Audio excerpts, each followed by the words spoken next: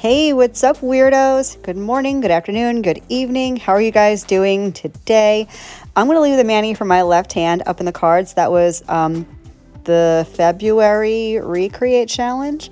Today we're going to get into a couple of things. I've got some products from Dipalicious. I have not used Dipalicious in so long. As you may have heard me mention in, I think, part 1 of my influencer creator video, Dipalicious was the first PR I ever received, if you can call it PR. I asked for it, but I haven't tried it in so long, and I figured let's do a take 2 and see how I feel. I was super excited when the package came with these, wait till you see these gummy bears. They're the cutest little things ever, and you're going to see me eat them throughout the entire video. I couldn't stop. I don't know why. I'm not usually a gummy bear person. I'm more like a sour gummy worm person, but they were just so cute. I ate them all. So yeah, we're going to get into the liquids I'm going to use, as well as some of her dip powders. I'm going to leave everything down in the box for you guys. Yeah, so this is also going to be part 3 of the creator / influencer series. I will leave the playlist, which I will make hopefully by now, up in the cards for you, so you can watch the part 1 and part 2. There may be a part 4. I'll see how much I can get through today. So the first thing we're going to talk about, this is something that is kind of a personal thing for me. Everyone's got their own idea as to how to treat other creators respectfully. And I'm not talking about, being a normal, I have air quotes, normal, kind human being and treating all people with respect. But I've heard this mentioned so many times, both from other creators and from people in general, that you'll see a creator sometimes do a mani that looks to be inspired by another creator's work, and yet the creator who's using that as inspiration does not give credit to the original creator. And I have a couple of weird feelings about this. It might be an unpopular opinion. I don't know. For me, I don't get upset if someone does a mani using something I did as inspo. It doesn't bother me personally, but it does tell me something about that person. Does that make sense? I'm not hurt. My feelings aren't hurt. I'm not butthurt or anything. I don't care. In my mind, imitation is the highest form of flattery. So if you want to do something that I inspired, I absolutely love that, and take it. Take it in and do what you want with it. But it tells me something about that creator. So, of course, like everything that I talk about, this is, as I said, just my opinion. But I will recommend for other creators out there, whoever's listening to this, that's a creator, be it on Instagram or on YouTube or wherever, give credit where credit is due, just so you don't tarnish your own reputation out the gate as someone who's, for lack of a better term, thief of work. And I do a lot of inspired manis. I do my best, and sometimes I forget, but I do my best to try and always post the original work alongside what I did, because my other goal is to empower, and why not make someone else feel special, So that's my little thing on that, where credit is concerned. And kind of along that same wavelength, I wanted to talk about affiliations and FTC guidelines. This is going to get a little serious for a minute, but then I have some lighthearted stuff coming. So YouTube and most stuff in the YouTube category is regulated by the FTC. And one of the things they have actual laws about is disclosure on anything that you can make money off of. So for example, if you're an affiliate of, for example, I'm an affiliate technically of Amazon, my storefront makes commission for me. And if I don't disclose that to you, I could be breaking an FTC regulation. So my best advice, if you are affiliated with any companies, if anyone pays you promotional fees, if anyone pays you to do reviews, anything that you can make money on, disclose that. You don't have to say it out loud like I just did. Even if you just have it in your description box or wherever you're posting your content, have it written down somewhere. That way, at least you cover your butt. And if you're a small creator like I am, I know, 20,000 or whatever is small still in the grand scheme of things. But if you're a small creator like me, or even smaller, you don't really have to worry too much about that. The FTC is probably not going to come after you, but I find it's good practice to start doing that now. That way, if God willing, you become bigger sometime down the line, you're already in that habit of making sure you disclose any affiliations. You know what I'm saying? Okay, enough of the heavy stuff. Let's get into some lighthearted nonsense. One of the questions that I got was, what do I do when I'm not YouTubing? This is going to be old news for some of you. Some of you probably know this already, but I am a full-time student. I'm a full-time mom, I guess. They're home. They're doing virtual school right now. I'm doing school from home right now. My internship, I'm doing that too. That is all virtual. So it kind of takes up a lot of my time. I really have no life outside of work, YouTube, and school and my internship. But graduation is nearing. I have approximately 5 weeks left of classes, and graduation is May 4th. I'm not attending graduation. We did have 2 options for graduation. One was virtual, one was like a drive-in type situation. That way it's all like socially distanced. I could care less either way. I'm perfectly content with them mailing my diploma to me. That way I don't have to go anywhere or see anybody. I'm antisocial, in case you guys haven't figured that out by now. So after that, who knows?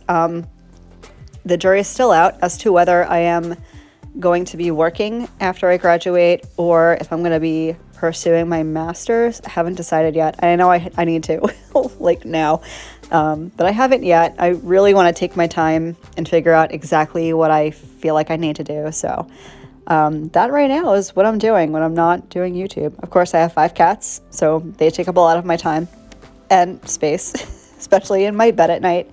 But yeah, so that's what I do when I am not doing my YouTube stuff.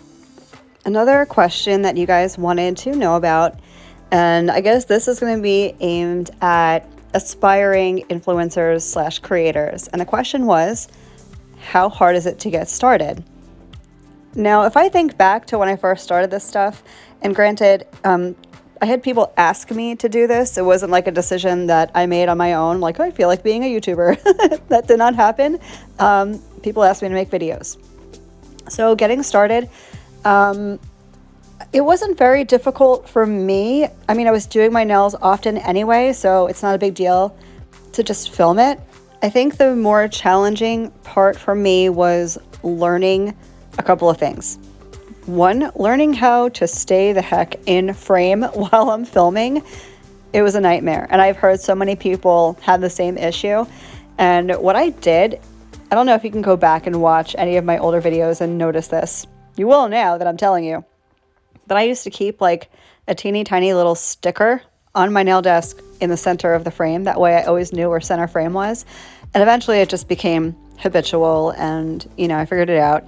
And now I have my phone set up in my tripod to where, I'm short. I'm like 5'3.5". So I usually have short girl problems.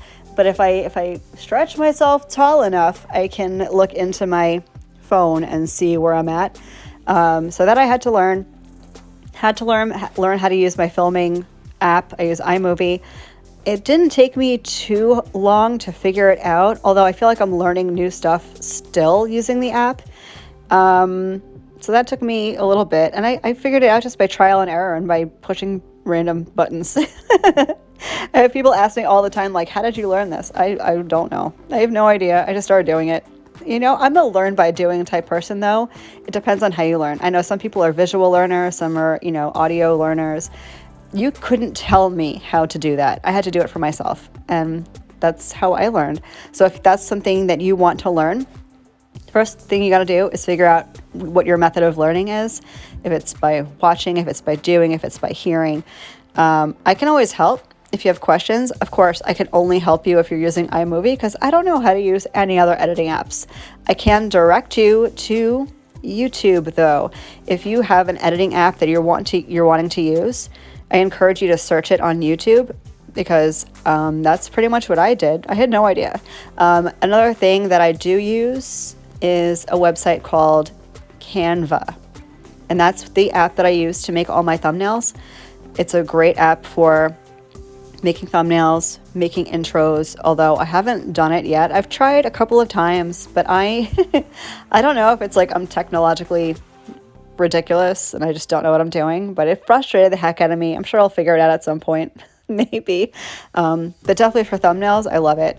I use an app on my phone called PicMonkey.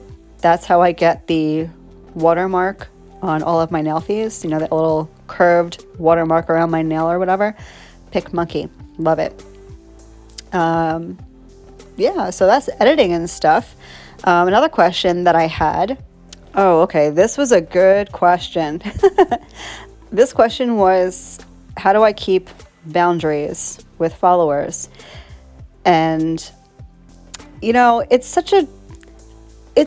gotten different over the last year or so because, I mean, as you gain more followers, there's less of you to go around to all of them, right? Makes sense. So I had to really decide on how I wanted to do that whole boundary thing with followers. And this is what I do for me with the amount of followers that I have. So this is just a me thing. I don't know if it's right, wrong, or indifferent, but this is what I do. Number one, my Facebook group is connected to my personal Facebook page, which I never use anyway. I used to be into social media, media, but I found as I got older, it meant less and less to me, so I don't even really bother with it personally. But that being said, I'm not friends with any of my followers. There are some creators and some small businesses that I've become friends with, like very close friends, and I will add them on Facebook if they friend request me or whatever, but for the most part, I do not take friend requests from followers or from subscribers. I will never give my phone number out to a follower or a subscriber. That's just a personal boundary that I have to keep for myself. And I think I touched on this last time. I will give myself like work hours. I don't do any emails or DMs on the weekends. I will play around my Facebook group if I'm feeling like it. It's my group and I'll play when I want to. So I will do that on the weekends. I don't mind like personal DMs on my Facebook account. I don't do that on the weekends though. That's like my time off.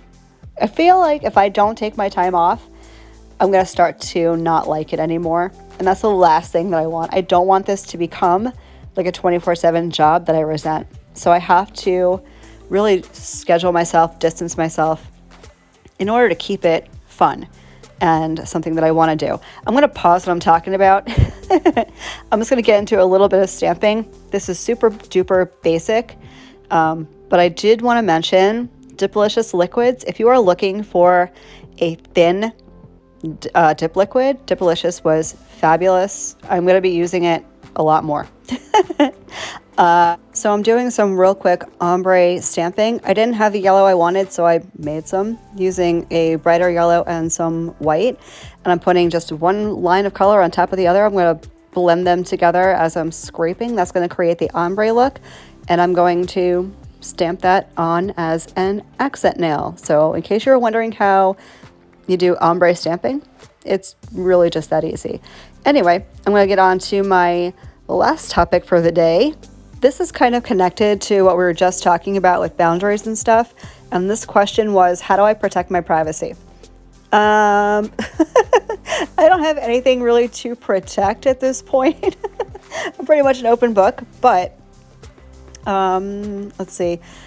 I guess by not accepting friend requests from my followers, I am Googleable, if you will, but like Marlakris.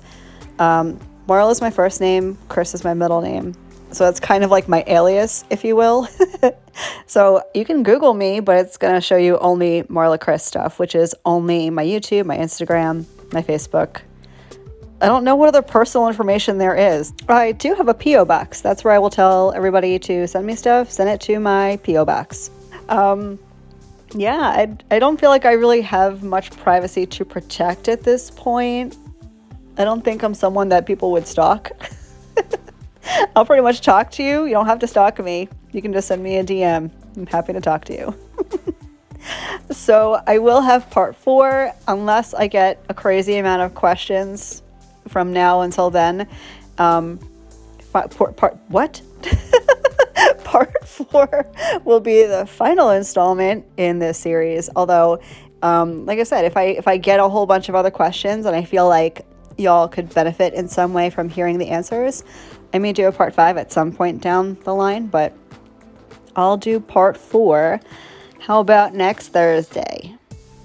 Yeah, we'll do it next Thursday. Next Thursday, I'm going to be doing my review of iGel Beauty's Builder Gel, and it's pretty darn good. You'll see it all play out. I used 2 of the colors they have available. I think they have like 5 or 6, but they're pretty good. They do contain HEMA, so just be advised of that in case you have a sensitivity to it. The Dipalicious, all the Dipalicious gels are HEMA-free, which I absolutely adore. If you are wondering when I'm doing my HEMA-free gel video, it is coming, I promise. I had it ready to go, like ready to film, but then I got contacted by another company that has HEMA-free gel. So I'm like, I'm just going to wait until I get that stuff too. So I'll have like a good variety to show you guys. I think I'll have like 5 or 6 different HEMA-free gel options to share with you guys. So here's the final Dipalicious look. I absolutely love the liquids. I love the powder. This color is stunning. I have 0 complaints. I've been a fan of Dipalicious for a good long while now, and they never ever disappoint. So if you're looking for another small biz to support, Dipalicious is a good one. I believe my code is Marla15. I will leave it down in the box for you guys per usual. All my discount codes down below are under the little save money section. That may change from time to time, but usually I have the same codes. They never change. So I'm going in with my Candi Skin Care Cuticle Oil True to Form. This is still Twilight Woods. I'm going to use it until I'm out of it. I know I'm boring. Thank you guys so much for hanging out and joining me. I hope you have a wonderful rest of your day. I will catch you in the next one. Love you. Bye.